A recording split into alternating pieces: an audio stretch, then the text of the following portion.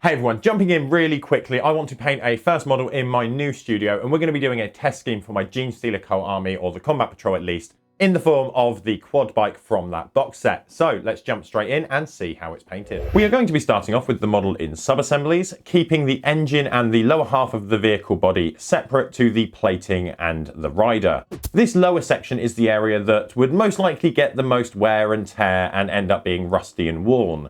Because of that, we can start from a black prime and then build up some metal layers over a few passes. We're going to be starting from a darker bronze and then working up to a slightly richer gold. These stages will both be undertaken in an overbrushing technique, which will give us a nice strong coat of colour across most of the areas, but we'll focus more on catching the raised areas above the recesses, leaving them nice and dark. We want to keep the base tones of this as a bronzy gold, but what that means is we do need to add some chipping and some other areas of metal wear, and we can do this with our next step, which is a dry brush and final pass using a dark silver. These stages will help to build up a nice amount of rust, wear and base coat that we can build on from later. In my mind, the lower half is the section that is going to be getting the most wear and tear and not often replaced, while outer platings and more visual areas might get touched up by work crews, because with Genestealer cults, these are working vehicles. They're not built for this purpose. They've just essentially been grabbed and taken. So with that in mind, that's why we're going for a slightly rustier look, and we will come back and touch it up in a little bit. But before we do, we're going to be speeding through the wheels. We are going to want to be starting off with a black and rebase coating all the wheels. Then, while this is drying, we essentially want to do a dirty wet blend, taking a pallid flesh tone and blending this across the tops and edges of the wheels. This wet blending and mixing will darken the pallid flesh tone, meaning that once it's dry, we can go around and apply a dry brush of a white, which will show nice and bright against the work that we've done so far, primarily catching the tyre ridges, corners and edges. This, however, does mean the tyres are a little bit bright now, and we're going to be solving that.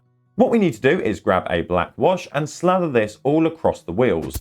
If we make sure that the rims of the wheels have been painted with a silver prior to this wash application, we can happily use this wash to coat all of the wheels and the silver rims, darkening it all down and giving it some nice recess shading. Once the wash is dry, we've got some really nice dark tyres with a lot of detail from the various dry brushing and highlighting that we've done, tempered by that wash. What that does mean though is that the wheels are essentially done, unless we want to spice them up a little bit. And how can you spice up wheels? Naturally, we're going to give them white walls. So for this, we need to grab a white, and we don't need to be perfect, as we're going to be dirtying this up a little bit later on. So while our whites go around and catch all of the edges of the tyres, we then carefully want to move this in and paint the rims of the tyres white before we apply a final black wash to the entireties of the wheel. This will dirty the area down, and while it dries, we can move across to painting the panels on the machinery. We are going to start off by picking our colour, in this case red, but because we want to maintain that worn style, instead of giving the areas a clean coat, we're instead going to stipple this red across the areas, building up more coverage in a spotty manner. Once we've worked around the vehicle and put down this darker red, we can then grab a brighter red and repeat the process, focusing on smaller sections in the center areas of the red that we've already built up so far. Applying the paint in this stippling manner is a great way to maintain that rusted, worn look. Essentially, it will do very well at capturing the center areas and some of the edges, but we'll still get lots of the metal that we've applied previously showing through, making it look like paint has flaked away, worn, scratched away, things like that. However, because we're going to be stippling with the brush and going in, there will be some areas that might end up a little bit too dense in red paint. So we can break that up after the fact once it's all dry by taking our metallics that we used as the base coating for our vehicle, so bronzes and silvers, and then using this to go in and dot and chip small areas in the center of large masses. But before we do that, what we're going to do is let the area dry, and then we're going to do the seat, which currently hasn't been painted. For the seat, we want to go for a nice worn leather look, as we can assume the rider is going to be jumping on and off of the seat regularly for work purposes. So we're going to be kicking this off with a dark reddish brown and applying this as our base coat. Once this is down and thoroughly applied and dried, what we can do is start highlighting. But we're not just going to do simple panel or edge highlights here. What we want to do is grab a lighter, more golden brown, and then apply this across the area in strokes or lines. we want to go across the whole area in one direction first, before turning the model at roughly a 45-degree angle, and then applying more lines at this angle going across the model. Then what we're going to do is flip it one more time, and then apply the lines against the direction that we've gone again, giving us a nice crisscross across the area. By highlighting in this method and building up in lines in different angles, what we're essentially doing is building in a nice transition, because what will happen is we've got the brown base coat. Every line we do over that area will naturally lighten it up with one layer of paint. Then as we go across and intersect in the opposite direction, certain areas are going to be covered by 2 layers of paint where those lines have crossed. That makes a brighter spot that looks a little bit more worn and torn. Then that is obviously compounded as we do the third pass, giving us a nice, ragged, worn-looking leather. However, depending on the brightness of the golden brown we've chosen to use, we might need to darken it down a little bit in comparison to the rest of the model. Luckily, Games Workshop have helped us out by making a brown contrast and providing a pot of contrast medium, which we can mix together to make a diluted brown wash just to tone down the seat, which overall we're not going to see massively because we're popping a rider on it later on anyway. This finishes off the bottom section, and now we can move on to the upper sections, the paneling and the rider and bits like that. And these were then full primed so that we get a nice color use later on, but there are areas that we want either black or metal, so we're going to need to give these a quick base coat in black. Here we're going to be picking out the smaller panel sections that separate the wings, as well as holding the equipment, as well as obviously the weapons, the drill and all of that stuff on the back. We can then move across to the actual panels and the wings, and here we're going to be starting off with a blue contrast, which should go over the zenithal prime nicely. And then once it's dry, we have some rough base coated areas of blue, which will also show the raised areas as lighter. This is going to give us a really nice pattern to follow. What we can do is grab a lighter blue and then reinforce all of these areas of the lighter blue sections of contrast with this brighter, lighter blue paint, blending from the darkest areas to this brighter saturated color. Naturally, we can then apply a final highlight to all of the panels by going in with an edge highlight, this time with an even brighter blue, which is slightly brighter and lighter than our round that we've just done, and highlight all the sharp edges on the panels. These stages should give us a really nice punchy blue with dark contrasty deep sections and recesses, and then our brighter edge highlight on the very edge. And this is perfect for the panels. But now what we can do is touch up some of the accent areas on there. So we're going to be picking some of the areas of the weapon as well as the line panels on the paneling, just to pick them out in the red that we've used for the lower part of the vehicle. What this will do is help to tie the lower half that we've painted predominantly red with the upper half that we've naturally gone in and painted blue. But with that said, let's just tackle off the metals and a few other areas. Now that the base coating of the metals is already done and black, we can just go in and paint the sections. Unlike the lower sections, which got a start off from bronze, here we're just going to be going in and starting from a silver dry brush. While we're in the area, once the messy dry brush work is done, we can go in and give the remaining sections a nice coat of a brown contrast. These are going to be things like cases and straps. And then this just leaves one quick step to apply, which is a black wash over all of the brown areas and metals that we've just painted. That essentially means that the quad bike top half is done, the bottom half is done. So what we can actually look at doing is some special effects, wear and tear and things like that to grime up the entire vehicle. The top half was painted slightly cleaner in the sense of we expect that that would be the areas that are visible and would be repaired because it's a working vehicle for the Imperium, or was a working vehicle for the Imperium, whereas the lower, dirtier sections are slightly dirtier, rustier, and more worn. So we get a nice look and effect. But we are going to be coming in and doing some general griminess, and we're going to be doing that with some enamel washes that you can get for just that purpose. However, with enamel and using thinners and things like that, it can strip some of the paint off of the work that we've done. So we need to protect it. And we protected it quite simply with some Games Workshop Storm Shield, which we just blasted through the airbrush in a couple of layers, giving us a nice satin finish. Chose satin here because it's slightly grippier than gloss, which will just run off. And what we want is to maintain some of that wear and tear and grime that we're applying on the model. But also, it's not as grippy and as staining as a matte varnish and doesn't kill all of our metallics if we were to use a matte varnish. So that's why I chose to use a satin varnish. It's also because I have better results with a satin varnish overall than a gloss varnish when I'm trying to varnish things. so I prefer to use a matte or a satin varnish by nature.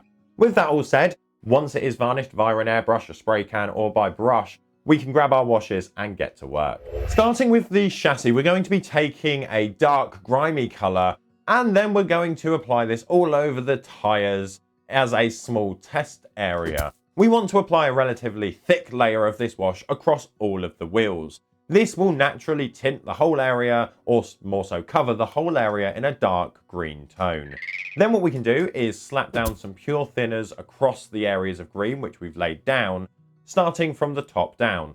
This will allow us to grab a sponge and start to pull from the top down to the bottom of the model, leaving a green tint and a stronger build-up of this green wash in the recesses, while giving us cleaner top areas where the view would be seen from. This is the stage why I said that when doing the white walls, it didn't matter if they're exactly perfect, because the white walls are now no longer exactly white. You can see that they were meant to be white walls, but they're nice and grimy. By doing the white walls, it also gives us a chance to show off this grimy effect.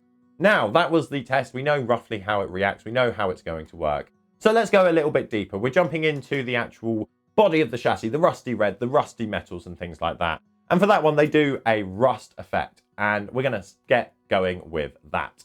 This rust effect gets applied in essentially the same way as we applied the green wash over the wheels. We are going to slather the wash all over the open metal areas, as well as any of the panels that we've given that worn red metal look to. This time, however, we are not applying the thinner step over the top before we sponge it away. This is because we want a stronger, thicker rust effect build-up, and by thinning it down, we may end up removing too much. So we're going to start off without thinner, just sponging it off of the areas that way. And if it is a little bit too thick in certain areas, we can always come back with thinners later on. Now, we've tried a couple of options with this so far. We've put it straight on, we've applied a thinner and then soaked it off with a sponge.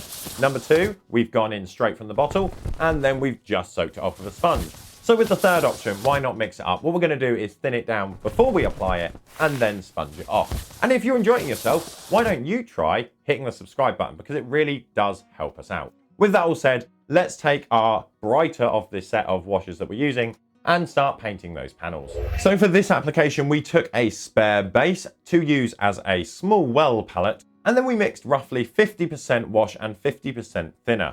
Once this was mixed up, we can start the application. And like most of the other applications, we want a nice coat of this across all of the panels. This is going to give us the standard wear and tear and grime that gets everywhere on a vehicle that isn't cleaned. So as I said, panels, accessories, weapons, anything that we haven't already hit with a wash at this stage can get it. This will give us the option to come in once it's slightly dry with our sponge and use this to dab off the wash rather than wiping it off. This will leave us with some wash spread across the surface in a nice dappling that remains thicker in the recesses, like grime buildup would do. Now we need to wait for that all to dry essentially. It's got a lot of washes and enamels take a little bit longer to dry than acrylics do. So let's leave that, and what we're going to do is jump on to painting our rider. And our rider is the one that's going to be the consistent across the army. My thought here is that the rider would theme themselves more so after the overarching hive mind. I'm opting to do my hive mind that affects my Genestealer cults as the Chronos hive fleet, essentially, which is black skin and red carapace. So we're theming our models after that. All leathers and things like that we'll do as a dark black brown, whereas any armor or human carapace will become red. This does also mean we're going to be recreating that similar with models that we don't currently have in this kit, aberrants, things like that that need more Xenos influence than others. We're going to be using those color schemes for those as well. This will give us a nice consistent theme across the army itself with the men, but we can go a little bit wild with all of the other areas because naturally Genestealer cults just take things that they're working with and then rebel and start a rebellion and fighting on behalf of the Genestealers. With that in mind, let's jump into painting our rider. The rider, like the plating, starts from a zenithal prime, meaning for us that the black overalls will need to get a black coating. And this is easiestly done here with a black contrast. But we do need to be careful not to catch the various armor plates, as we're going to be tackling them next with a red contrast. We want this to be a slightly darker red in form of contrast, so I'm going for a Blood Angels red here, as we're going to be building highlights on top of this later on. So similar with the blacks, we just want to work around catching all the areas that we need the particular color. This does, however, leave us with a band, so to say, of unpainted accessories on the belt. And we're going to be tackling this with another contrast in the form of a brown contrast, which will go well over all of those areas and tie in nicely with both the reds and the blacks on the schemes and be a nice base for any metals we choose to paint later. And this brings us to a very quickly base coated model. For a test subject, this is great. We can now see the rough ratio of armor to leather to other details, and we can see how it looks overall. But we're not just going to be leaving it here. We naturally do want to paint and highlight it. So what we're going to need to do is grab our brighter colors. So for the carapace, as I said, we're using red. So we need a brighter red and our red contrast, which we can start to mix together and blend up to a brighter red in the form of layering. Starting with the reds, we can mix the bright red into our contrast at roughly a 50-50 ratio. And then we're going to use this to highlight all of the raised areas. Similar to when we highlighted the blues on the vehicle earlier, the contrast is going to give us a relatively good and quick guide of where we can pick out the brighter areas, which will be identified by the paler locations of red contrast. Working more bright red into the mix as we go, we can start to build up these highlights more and more before we end with a bright pure red highlight in the form of an edge highlight. Then we can move across to the leathers. Here we're going to be mixing a bright cream or skin tone into the brown contrast. Using this mix, we can highlight most of the areas, but we do still want it to read overall as black. So when we're doing the highlighting, we want the maximum highlight area to be around the 50-50 mark. By making our mix of the cream and the black at most a 50-50 blend of the two, what we're able to do is make sure that it's never too bright, because the problem that I tend to have with blacks, and I think a lot of people do, is to highlight it, you end up painting overly too much of it too bright, and then it no longer reads as black. So my rough way that I try to do it is never go more than 50% with your highlight color, and also try to keep at least 50% or more in the black shaded tones. But if we've gone a little bit over, like we may have done here, we are going to be knocking that back a little bit later on, so don't panic. But we do need to first tackle the odd areas like the metals and a few other accessories. Kicking it off by base coating any of the remaining areas we haven't painted yet in black, we can then grab some metals once it's dry and get to work. We are going to not spend very long here. It's just a case of overbrushing a combination of bronzes and silvers across all the metal elements, similar to we did with the vehicle. Then we can nicely finish off the rider's uniform and all of these metals with a black wash. And we want this to cover the metals that we've just painted, along with all of the leathers, and this will help to shade down the recesses, as well as bring down the darkness, taking us more to that at least 50% black ratio. Now don't worry, I'm not a fool. I do know that the model we've been painting so far hasn't got a head, and that's because the head is another sub-assembly on a little stick. And we're going to be painting that now and going through how I'm trying to, as I said, recreate the Kronos vibe within the models. So essentially, the Kronos, Hive Mind and Hive Fleet have black skin.